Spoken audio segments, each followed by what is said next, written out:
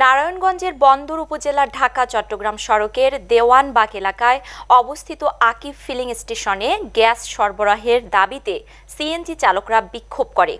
Sanaullah মুন্সির report. শনিবার সকালে ফুলহর, মদনপুর, আড়াইহাজার সহ বিভিন্ন এলাকার সিএনজি চালকরা গ্যাস স্টেশনটি ঘেরাও করে বিক্ষোভ করেন। তারা জানান, এই গ্যাস পাম্পটি তাদের গ্যাস না দিয়ে অবৈধভাবে কন্টেইনারে মজুত করা সিলিন্ডারে ঘন্টার পর ঘন্টা গ্যাস দিয়ে থাকেন।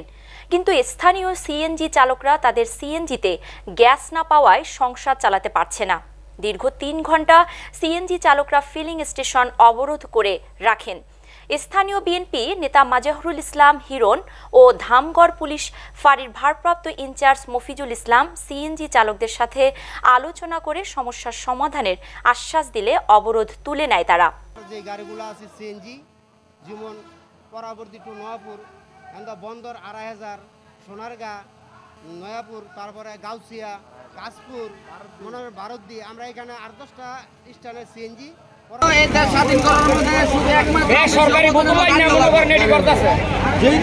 আন্দোলন বিলের মাঝখানে করে এটা সমাধান।